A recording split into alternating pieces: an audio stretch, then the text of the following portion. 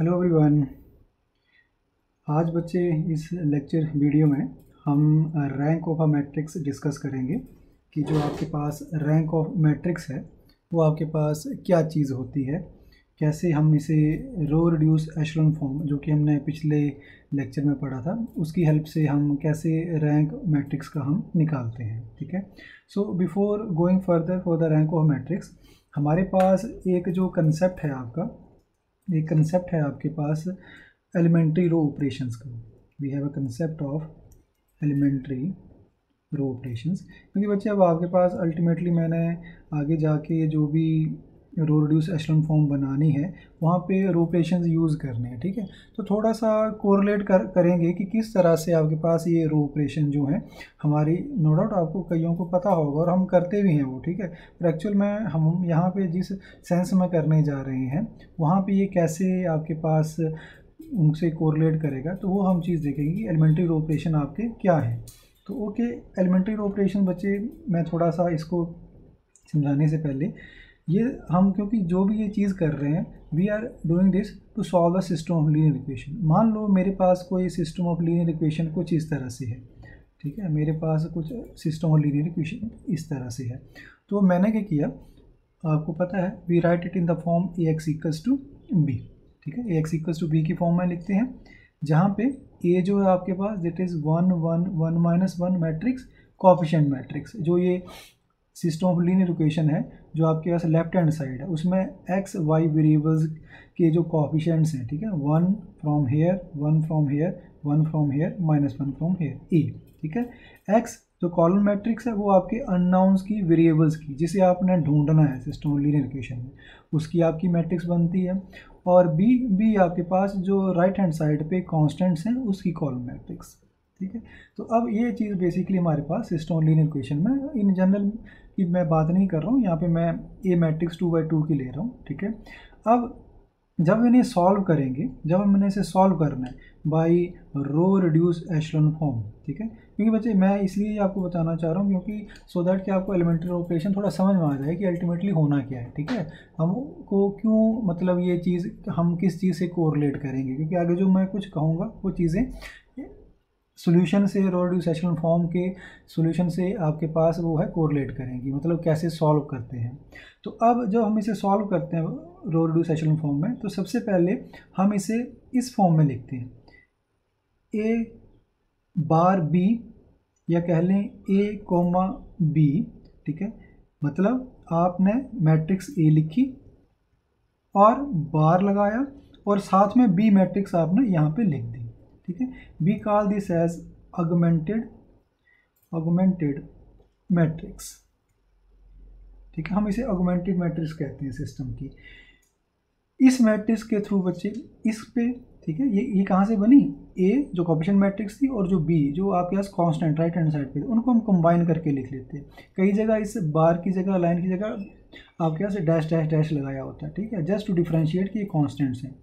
इसके बाद हम क्या करते हैं, यहाँ पे एलिमेंट्री रो ऑपरेशन लगाते हैं, एलिमेंट्री रो ऑपरेशंस लगाते हैं इस पूरी मैट्रिक्स पे। ठीक है, पूरी मैट्रिक्स पे एलिमेंट्री रो ऑपरेशन लगाएंगे और ये अल्टीमेटली रो रिड्यूस एशेलोन फॉर्म में चेंज हो जाती है। ठीक है, ये आपकी रो रिड्यूस एशेलोन फॉर्म में चेंज हो जाती है। तो ये चीज़ हमने आगे करनी है। अल्टीमेटली हमारा फोकस यही है कि आपके पास ये जो सिस्टम है लीनियर इक्वेशन का, इसे ऑगमेंटेड फॉर्म में हम लिखेंगे। ठीक है, ऐसे फॉर्म में लिखेंगे, एलिमेंट्री रो ऑपरेशन लगाएंगे जिसको अभी हम डिस्कस करने जा रहे हैं, और रो रिड्यूस एशेलोन फॉर्म में वो आपके पास चेंज हो जाएगी, जहाँ से फिर हम आपके पास सिस्टम का सोल्यूशन बड़े आसानी से निकाल सकते हैं रो रिड्यूस एशेलोन फॉर्म में। ठीक है, अब बच्चे बात करते हैं कि ये जो एलिमेंट्री रो ऑपरेशंस हैं ये क्या है। ठीक है, तो with in light of this system of linear equation हम ये देखते हैं कि एलिमेंट्री होते वो नॉर्मल जो है वो आपके पास स्टैंडर्ड है, पर इन सिस्टम ऑफ लीनियर इक्वेशन के लिए आपको समझेंगे तो ज़्यादा आसानी रहेगी आपको उन चीज़ों को कोरिलेट करने की। ठीक है, पहला एलिमेंट्री रो ऑपरेशन क्या है, इट सेज आप कोई भी दो रोज़ को इंटरचेंज कर सकते हो। ठीक है, कोई भी दो रोज़ को इंटरचेंज कर सकते हो, उससे सिस्टम ऑफ लीनियर इक्वेशन पे फ़र्क नहीं पड़ता। तो बच्चे अब ये जो x plus Y is equals to 2 है, x minus Y equals to 4 है। ठीक है, ये आपके पास बेसिकली अगर मैं इसे लिखूँ या फिर निचली वाली इक्वेशन को ऊपर लिख लूँ, ऊपर वाली को नीचे लिखूँ, इससे कोई फ़र्क तो नहीं पड़ेगा ना आपके पास सोल्यूशन पे, सोल्यूशन तो सेम रहेगा।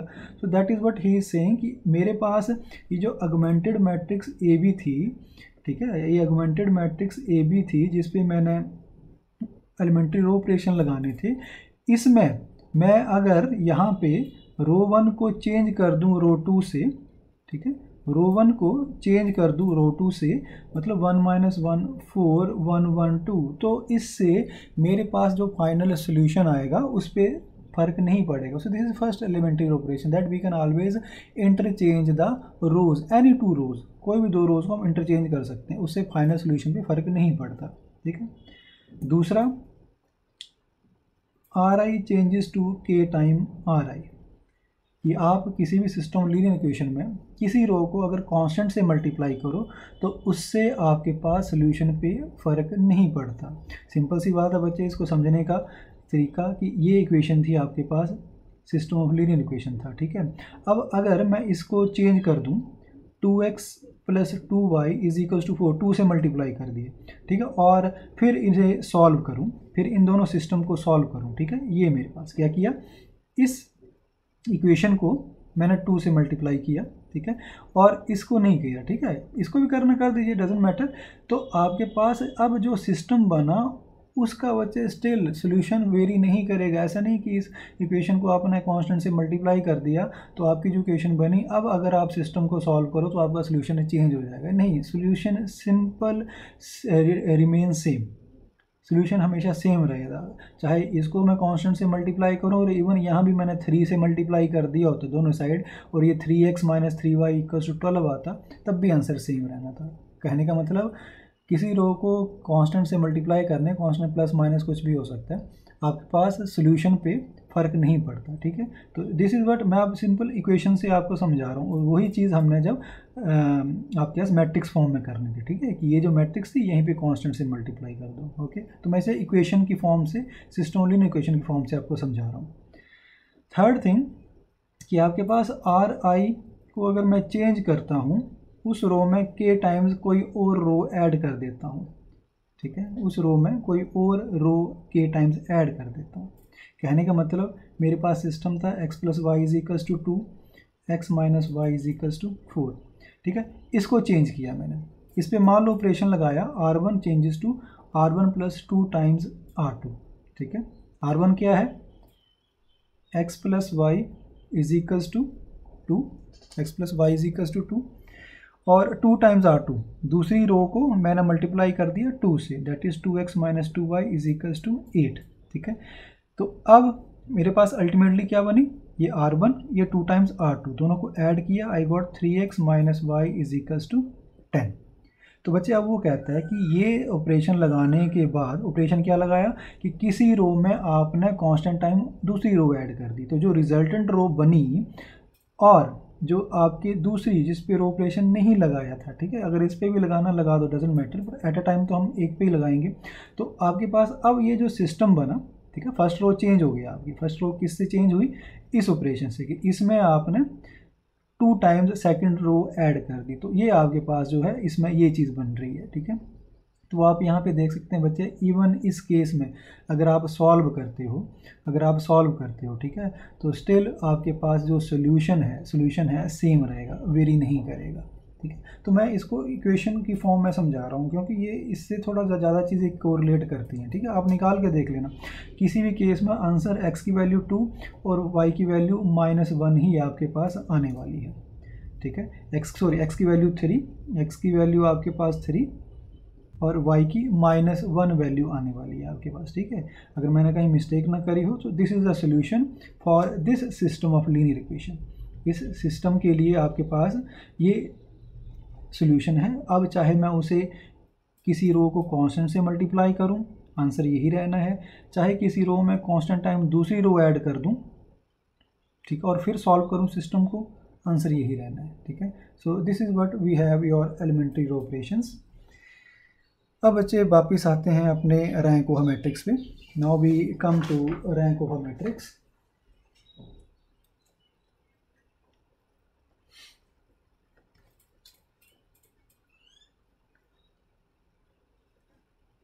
Okay, so rank of matrix में बच्चे आपके पास जो एक डेफिनेशन है आपके पास, ठीक है, जो एक डेफिनेशन डिटर्मिनेंट्स की भी होती है, हम उसको कंसीडर नहीं करेंगे, ठीक है। एक तो जो डिटर्मिनेंट वाली डेफिनेशन है, ठीक है, definition based on the use of determinant, एक तो आपके पास ये डेफिनेशन आपने पढ़ी भी होगी पहले, ठीक है, definition based on the use of determinant. तो ये क्या है, the rank of matrix A is the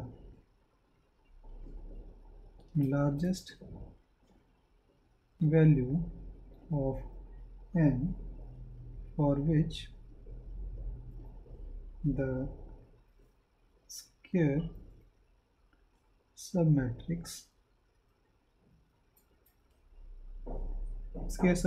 है तो उसका साइज n क्रॉस n ही होगा, हैज़ नॉन ज़ीरो डिटर्मिनेंट। तो बच्चे मैं इसके डिटेल में नहीं जाऊंगा, जस्ट मैं इसका थोड़ा सा बस यही आपसे यहाँ डिस्कस करना है कि ये भी एक डेफिनेशन होती है, आप पढ़ के आए हैं इस डेफिनेशन को, by using the concept of determinant. Determinant के कंसेप्ट के बेस पे रैंक ऑफ मैट्रिक्स डिफाइन किया जाता है, ठीक है। तो उसमें हम क्या करते हैं, जो मैट्रिक्स होती है उसके डिटर्मिनेंट्स के थ्रू देखते हैं कि भाई हमारे पास मैट्रिक्स है, उसकी लार्जेस्ट सब स्क्वायर मैट्रिक्स, ठीक है, लार्जेस्ट सब स्क्वायर मैट्रिक्स से ही उठाते हैं। अगर स्क्वायर मैट्रिक्स है आपके पास, तो जैसे अगर मैट्रिक्स ए ऑर्डर एन की है तो पहले हम उस मैट्रिक्स का डिटर्मिनेंट देखते हैं। अगर वो डिटर्मिनेंट नॉन ज़ीरो आ गया तो ऑर्डर उसका वही एन हो जाएगा, ठीक है। लेकिन अगर वो मान लीजिए नहीं आया तो फिर हम उसे छोटे स्क्वायर सब मैट्रिक्स पे जाके उनकी डिटर्मिनेंट चेक करते हैं। पर बात ये है बच्चे कि जहाँ कहीं डिटर्मिनेंट का यूज़ आ गया ना आपके पास, वो चीज़ जो है वो हम आगे की हायर स्टडीज़ में कंप्यूटेशनली उन चीज़ों को यूज़ नहीं करते हैं, ठीक है। सो आपके पास क्या होता है कि जहाँ डिटर्मिनेंट आ गए तो वहाँ पे बेसिकली क्या होता है कि आपके जो नंबर ऑफ ऑपरेशंस हैं, खासकर बात करें मल्टीप्लिकेशंस की, तो वो बच्चे with increase in the size of matrix number of operation, number of multiplication बढ़ जाते हैं, ठीक है। तो जो भी मेथड डिटर्मिनेंट के ऊपर बेस्ड है वो लार्ज एन के लिए, मतलब मैट्रिक्स साइज बढ़ने पे कंप्यूटेशनली एफिशिएंट नहीं रहता, ठीक है, computationally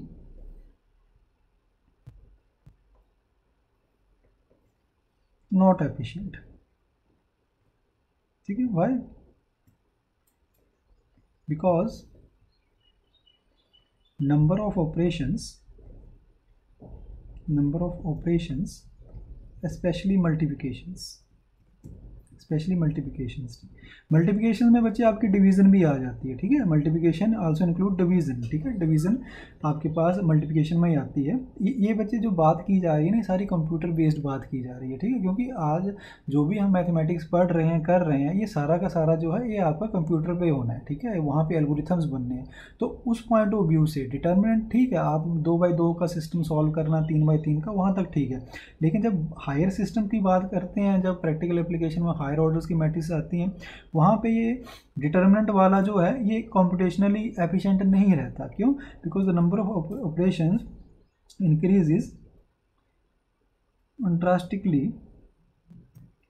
drastically with n, that is the order of matrix।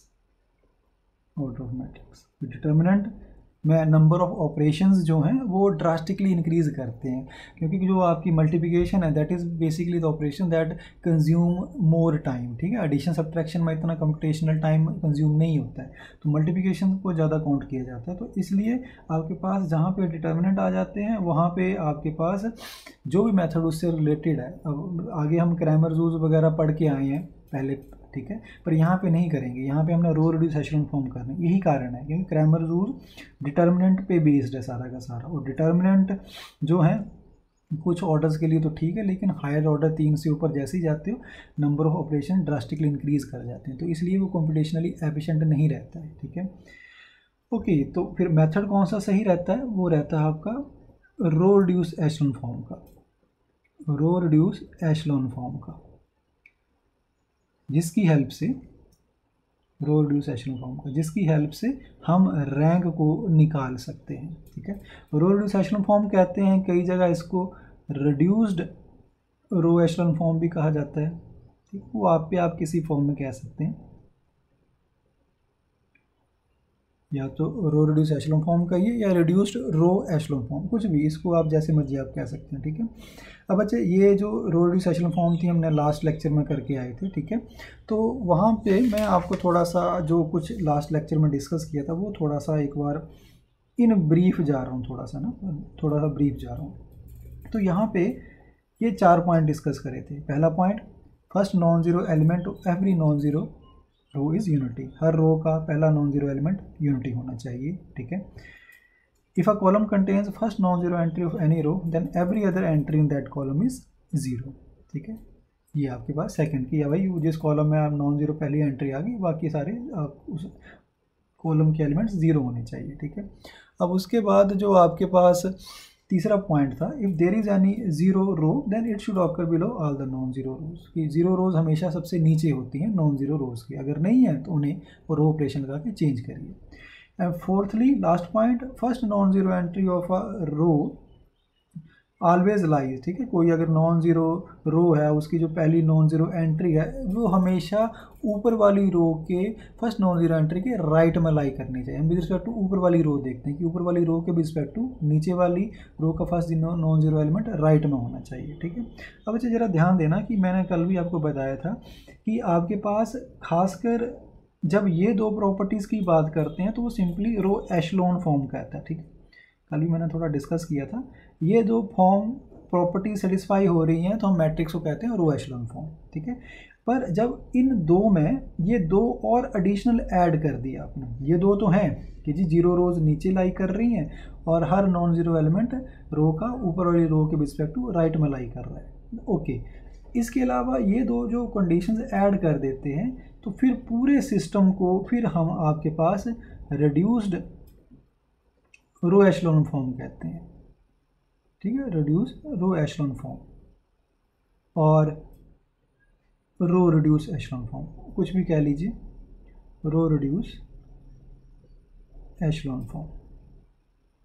तो ध्यान देना बच्चे, ये लास्ट की दो जो प्रॉपर्टीज़ हैं ये आपके रो एशेलॉन फॉर्म बनाती हैं। ठीक है, और इन दोनों को जब ऐड कर दी जाता है, पहली कि first non zero element unity और उस कॉलम के बाकी एलिमेंट ज़ीरो होनी चाहिए अगर उसमें आपकी लाई कर रही है, जो फर्स्ट नॉन जीरो एलिमेंट अगर उसमें लाई कर रहा है आपके पास किसी कॉलम में किसी रो का, तो आपके पास इन चारों पॉइंट्स को लेके फिर रो रिड्यूस एशेलॉन फॉर्म बनती है और हमने रैंक के लिए इसी का यूज़ करना है। अगेन से हम रो रिड्यूस एशेलॉन फॉर्म का यूज़ करेंगे, रो एशेलॉन फॉर्म का नहीं। ठीक है, ओके, सो रो रिड्यूस एशेलॉन फॉर्म से रैंक कैसे निकालते हैं? He says rank of a matrix A is equals to the number of non-zero rows in a matrix after it has been reduced to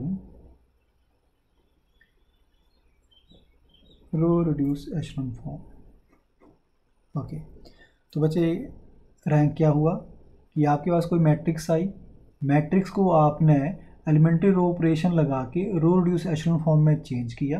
अब रो रिड्यूस एशेलॉन फॉर्म में जब वो बन गई तो उसमें कितनी नंबर ऑफ नॉन ज़ीरो रोज हैं, that will make the rank of the matrix. ठीक है, सो ये चीज़ आपके पास रैंक कहलाती है। रो रिड्यूस एशेलॉन फॉर्म में जितनी भी नॉन ज़ीरो रोज आएंगी that is what we call as rank of matrix.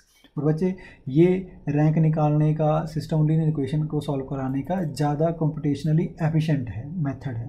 कारण क्या होता है कि जैसे हमने डिटर्मिनेंट के केस में देखा कि ऑर्डर ऑफ मैट्रिक्स बढ़ने पे जो नंबर ऑफ ऑपरेशन जो हैं वो ड्रास्टिकली इंक्रीज़ करते हैं, बढ़ जाते हैं।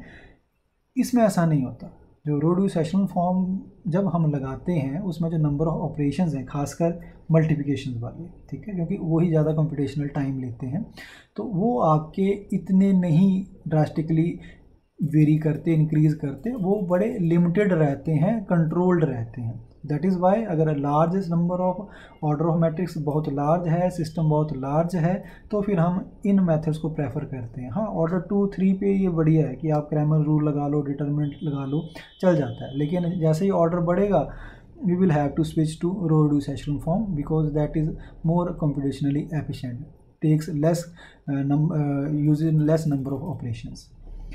Okay, अब बच्चे आते हैं इसके बाद कुछ एक आपकी रिमार्क्स हैं, ठीक है, कुछ एक रिमार्क्स हैं। पहला रिमार्क्स, कल भी मैंने इसके बारे में थोड़ा डिस्कस किया था।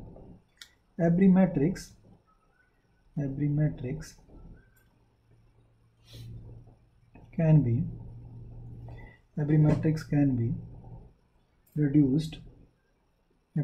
can be reduced to a row reduced echelon form by a finite number of elementary operations. Defined number of elementary operation. मुझे जो भी मैट्रिक्स है, यही सबसे बड़ी प्रॉपर्टी है कि जो भी मैट्रिक्स आपके पास होगी उसको हम एलिमेंट्री रो ऑपरेशन लगा के उसको हमेशा रो रिड्यूस्ड एशेलन फॉर्म में चेंज कर सकते हैं, ठीक है। First is this property. Second one,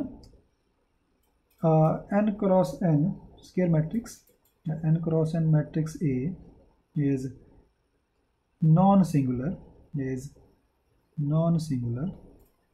मतलब if and only if its row reduced echelon form is IN, identity matrix of order n। तो मतलब अगर मुझे ये चेक करना है कि कोई मैट्रिक्स नॉन सिंगुलर है या नहीं है, ठीक है, तो यूजुअली हम डिटर्मिनेंट के साथ देखते हैं कि डिटर्मिनेंट नॉन जीरो होना चाहिए, ठीक है।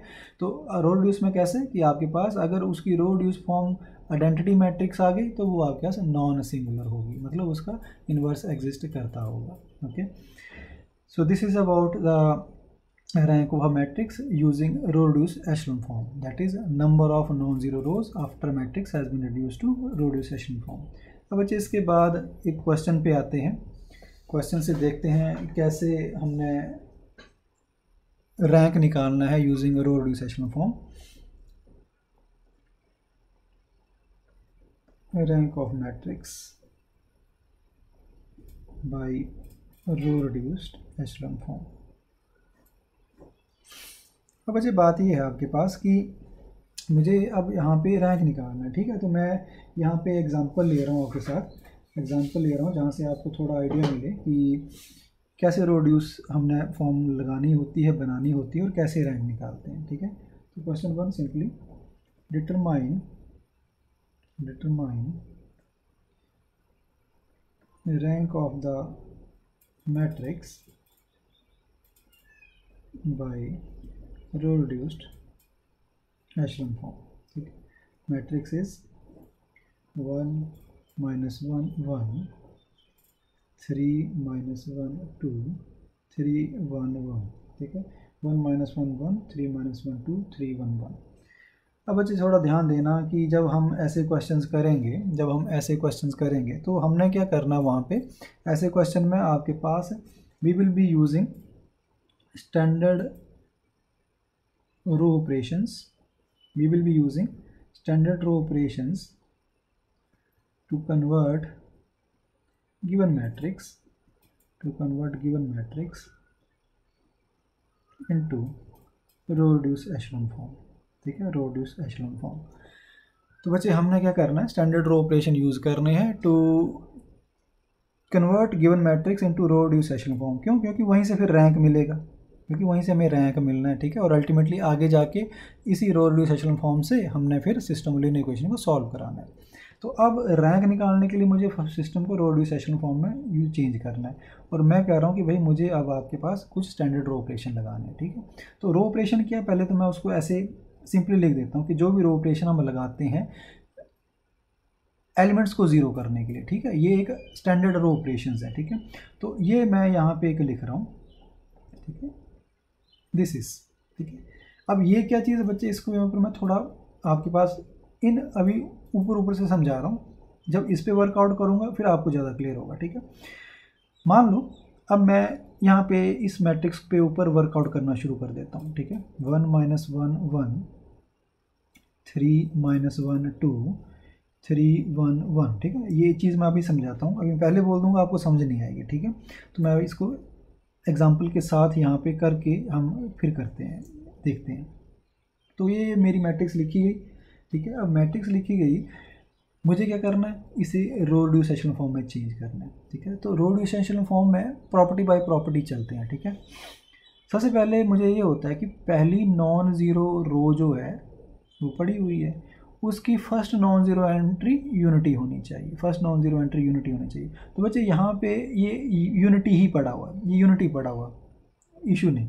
पर मान लो इसकी जगह 3 होता, 4 होता, 5 होता, मान लो इसकी जगह 5 होता, ठीक है। तो मुझे पहले इस 5 को यूनिटी बनाना पड़ता, मतलब मुझे रो ऑपरेशन लगाना पड़ता, R1 changes to R1 by 5, इस रो को चेंज करना पड़ता कि अगर ये 5 होता, यूनिटी नहीं है, तो मेरी तो पहला पॉइंट ही आपका ख़राब होगा कि first non zero entry should be unity of every non zero row. तो पहली रो से शुरू किया है, पहली नॉन ज़ीरो एंट्री आपकी यूनिटी नहीं 5 है, तो मुझे पहले रो ऑपरेशन लगा के चेंज करना पड़ता। पर सिंस यहाँ यूनिटी है, नो इशू, ठीक है।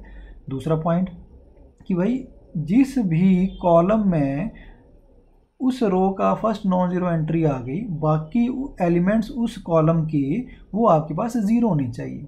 तो फर्स्ट रो का पहली नॉन ज़ीरो एंट्री आ गई, ये लाई कर रही है पहली कॉलम में, ठीक है। तो पहली कॉलम के ये जो दो एलिमेंट्स हैं, इसको मुझे ज़ीरो बनाना है और इसको मुझे ज़ीरो बनाना है। तो अब मेरा काम शुरू होता है, ठीक है, कि भाई ठीक है ये यूनिटी बन गया, पर जिस कॉलम में ये लाई कर रहे हैं, अब आपके पास उन एलिमेंट्स को मुझे ज़ीरो बनाना है। तो जब मैं रो ऑपरेशन लगाऊंगा तो इस पे लगाऊंगा तो ये भी हिलेंगे, ये भी हिलेंगे, मतलब चेंज होंगे एलिमेंट्स, ठीक है। अब स्टैंडर्ड रो ऑपरेशन, अब आप देखो ज़रा कि क्या चीज़ होती है, ठीक है। ध्यान देखना कि मैंने रो ऑपरेशन कहाँ कहाँ लगाना है। एक इस रो पे लगाना है, क्यों लगाना है, क्योंकि मुझे इस एलिमेंट को ज़ीरो करना है। और इस रो पे लगाना है, क्यों, क्योंकि मुझे इस एलिमेंट को ज़ीरो लगाना है। और जब भी रो ऑपरेशन लगेगा ये ज़ीरो हो जाएगा, ये कॉरस्पॉन्डिंगली चेंज हो जाएंगे, ठीक है। तो स्टैंडर्ड रो ऑपरेशन क्या कहते हैं, मैं पहले शुरू करता हूँ सेकंड रो से, कि सेकंड रो में मुझे ये एलिमेंट ज़ीरो बनाना है, ठीक है। तो ये रो ऑपरेशन कह रहा है कि जिस रो को चेंज करना है, जिस रो को चेंज करना है, अपना किसको चेंज करना है, रो 2 को, ठीक है। क्यों चेंज करना है, क्योंकि इसको ज़ीरो बनाना है। तो R2 चेंजेस टू R2 वो रो जिसे आप चेंज करना चाह रहे हैं, क्यों, क्योंकि वहाँ ज़ीरो बनाना है, into M is your multiplier. ये बच्चे मल्टीप्लायर होता है, ठीक है, ये मल्टीप्लायर होता है। मल्टीप्लायर क्या चीज़ होती है बच्चे, ध्यान से देखना। Multiplier in this case is the pivot element, ठीक है। Multiplier is pivot element of that column, pivot element of that column, or element that we want to make zero। अब ध्यान से समझना ये क्या चीज़ है, ठीक है। मल्टीप्लायर क्या हुआ, मैं इसको अलग से लिख रहा हूँ यहाँ। हमारे इस पर्टिकुलर केस में, इस केस में बनेगा कि जिस एलिमेंट को मैंने ज़ीरो बनाना है, किसको बनाना है, 3 को, ठीक है। ये ओके दैट्स फाइन। ये बच्चे थोड़ा सा मैंने गड़बड़ कर दिया, ये ऊपर आना था, that wants to be zero, ये ऊपर आना था, ये नीचे आना था, सॉरी फॉर दैट। ये बच्चे करेक्शन कर लेना, ये थोड़ा मैं गड़बड़ लिख गया, ये नीचे आना, ये ऊपर आना, ठीक है।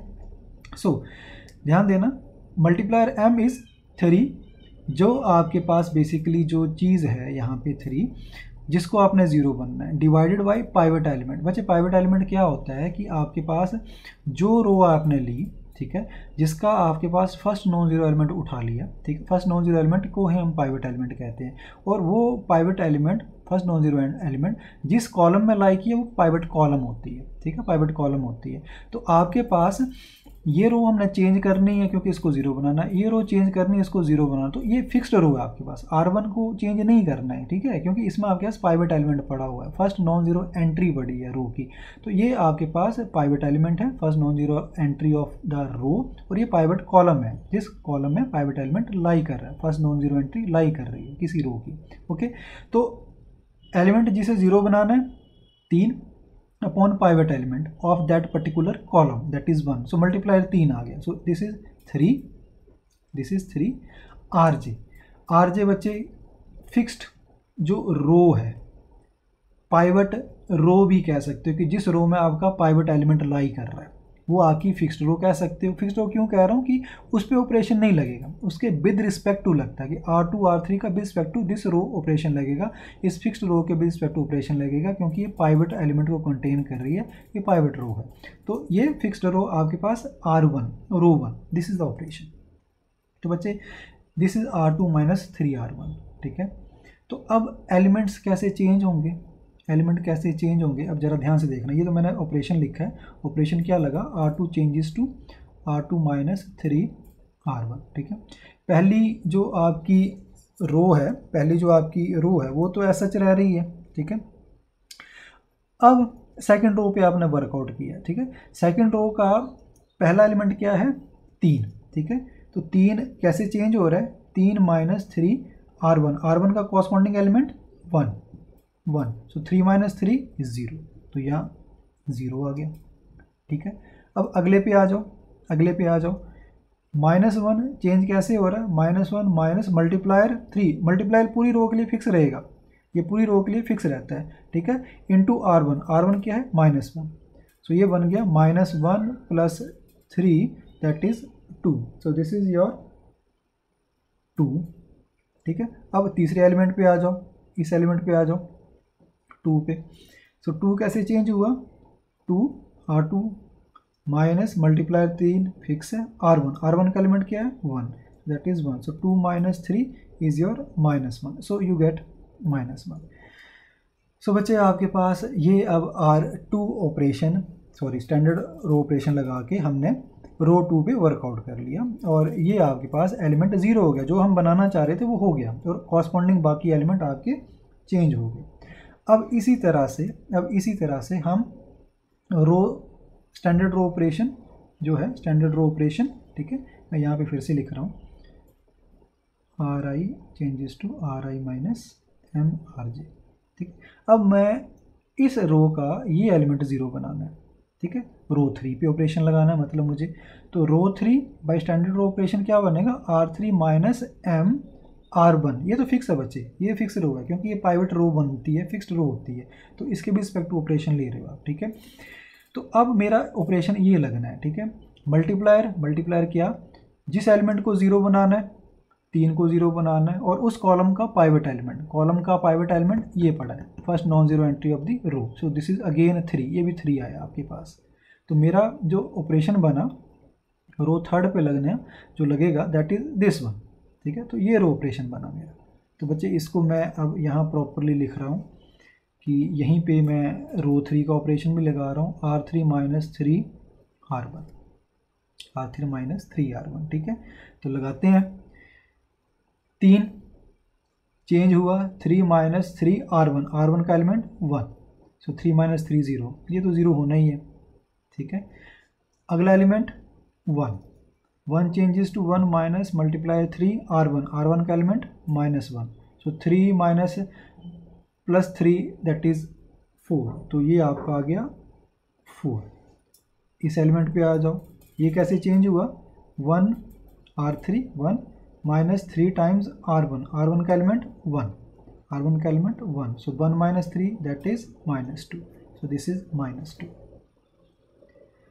सो दिस इज़ द बच्चे. अब ये मेन चीज़ है, अब आगे सारा कुछ जो भी है आपका इसी बेस पे चलना है. मेन ये एलिमेंट्री रो ऑपरेशंस होते हैं. ठीक है. ये सब जो मैं लिख रहा हूँ ना बच्चे, ये जो चीज़ मैंने यहाँ पे लिखी, ये सब आपको एक्सप्लेन करने के लिए लिखी है. पेपर में तो ये सब बच्चा उस टाइम देख के दिमाग में सारी कैलकुलेशंस होती हैं.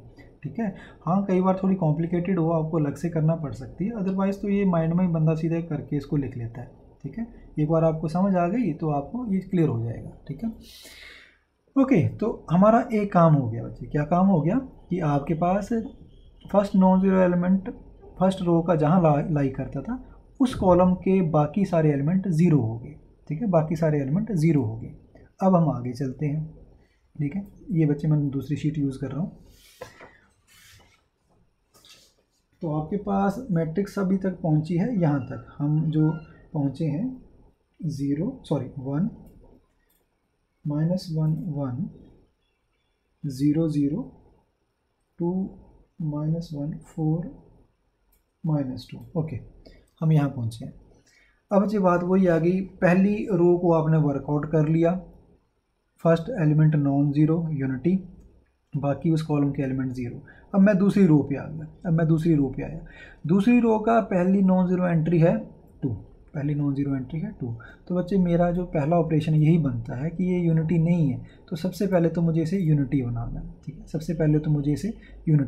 तो मैं इसे पहले यूनिटी बनाऊंगा, बाकी की बातें बाद में सोचेंगे कि हमने आगे क्या करना है। तो पहले यूनिटी बना लिया।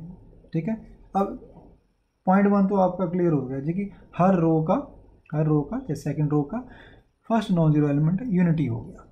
अब दूसरी बात कि जिस कॉलम में first non zero element lie कर रहा है सेकंड कॉलम में, first non zero entry second row की लाई कर रही है सेकंड कॉलम में, तो बाकी के एलिमेंट्स आपको ज़ीरो चाहिए, इस कॉलम के बाकी के एलिमेंट्स ज़ीरो चाहिए। ठीक है, कि फर्स्ट नॉन ज़ीरो एंट्री यहाँ थी, तो बाकी इस कॉलम के एलिमेंट ज़ीरो होने चाहिए। और ये एलिमेंट बच्चे आपका pivot element first non zero entry of second row, तो ये आपकी फिक्स्ड रो होगी सेकंड रो, पाइवट एलिमेंट ये है, और पाइवट कॉलम ये वाली कॉलम है आपके पास। ठीक है, तो अब अगेन मुझे ऑपरेशन लगाने हैं। पहले इसको वर्कआउट करना है सो दैट कि इसको ज़ीरो बना लें, फिर उसके बाद इसको वर्कआउट करना है सो दैट इस एलिमेंट को ज़ीरो बना लें। ठीक है, तो फिक्स्ड रो तो मेरी जो है पाइवट रो जो है वो मैं एज सच लिख रहा हूँ, क्योंकि इसको ना तो चेंज नहीं होना। ठीक है, तो अब रो 1 के ऊपर टारगेट करते हैं। ठीक है, रो 1 को मुझे चेंज करना है। ठीक है, रो 1 को चेंज करना है, तो ऑपरेशन था RI changes to RI minus M RJ। ठीक है, RJ भी आपको क्लियर है। ठीक है, RJ भी क्लियर है, RJ यहाँ 2 है, फिक्स्ड रो, पाइवट रो। ठीक है, पाइवट रो जो है आपकी सेकंड वाली वो हमने यहाँ लिख दी। बात रहेगी मल्टीप्लायर की, कि जब मैं रो 1 को ऑपरेट कर रहा हूँ तो मेरा मल्टीप्लायर क्या बनेगा। तो मल्टीप्लायर जो है इस केस में, मल्टीप्लायर क्या बन रहा है इस केस में, एलिमेंट जिसको ज़ीरो बनाना है -1 upon the pivot element that is 1, so this is -1, so this is -1। तो ये ऑपरेशन बेसिकली आपका बन रहा R1 plus R2, simple. Multiplier -1 क्यों, -1 जिस एलिमेंट को ज़ीरो बनाना था upon pivot element of that particular column, तो पाइवट इज़ 1, पाइवट रो जो है आपकी फर्स्ट नॉन ज़ीरो एंट्री उस रो की, सेकंड रो की। तो रो ऑपरेशन बन गया R1 changes to R1 plus R2। तो लगाते हैं जरा बच्चे, R1 plus R2 1, R1 plus R2 0, R1 plus R2 1/2। ठीक है, 1 plus 0 1, -1 plus 1 0, 1 plus -1/2 is your again 1/2। अब ऑपरेशन जो है आपका रो 3 पे लगाना है। ठीक है, आप चाहें तो इसके बाद इसको ऐसे 0 4 -2 लगा के अलग से लगा सकते हैं। ठीक है, कि मतलब 0 4 -2 लिख लिया, फिर हमने रो 3 पे लगाया, पर मैं सीधे एक ही स्टेप में कर रहा हूँ, R3 changes to R3 minus R2। ठीक है, यहाँ पे मल्टीप्लायर पढ़ना है आपका, यहाँ पे मल्टीप्लायर आएगा आपके पास। अब जब रो 3 ये आपकी ये रो 3 है। ठीक है, रो 3 को आप चेंज कर रहे हो, इस एलिमेंट को ज़ीरो बनाना है। ठीक है, तो मल्टीप्लायर क्या बना, जब रो 3 पे ऑपरेट करूँगा जिस एलिमेंट को ज़ीरो बनाना है दैट इज़ 4 4, और इस कॉलम का pivot element 1, so this is 4।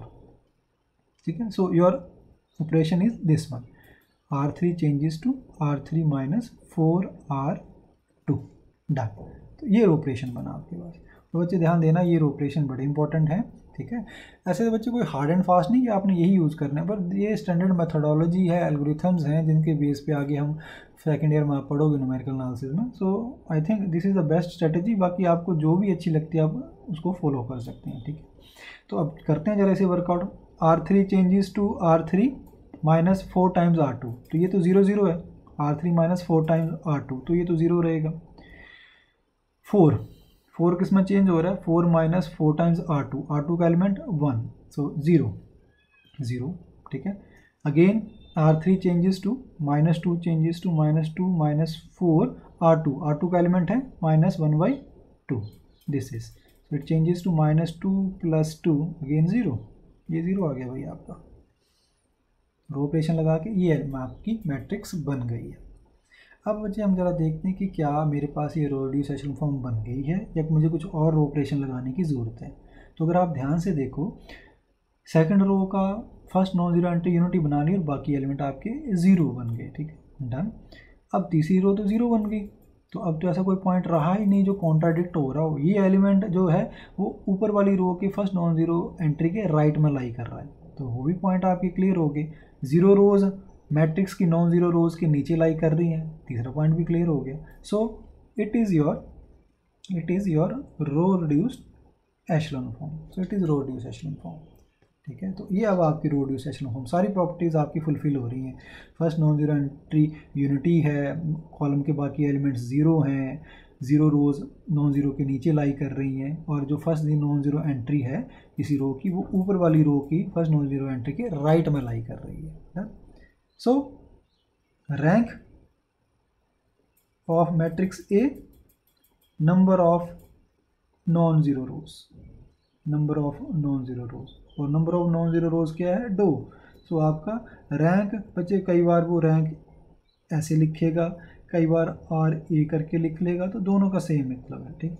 तो रैंक आपके पास क्या बना, 2 बना इस केस में इस मैट्रिक्स का, ठीक है।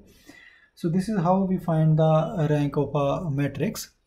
सो बच्चे आज के लिए रैंक तक का टॉपिक हम यहाँ तक स्टॉप करते हैं, ठीक है। अब इसके बाद हमने system of linear equation solve करना है यूजिंग रो रिड्यूस एशेलन फॉर्म, तो वो वहाँ पे हम नेक्स्ट टाइम डिस्कस करेंगे कि कैसे रो रिड्यूस एशेलन फॉर्म का यूज़ करके हमने सिस्टम ऑफ लीनियर इक्वेशन को सॉल्व करना है। ओके बच्चे, thank you, thanks a lot.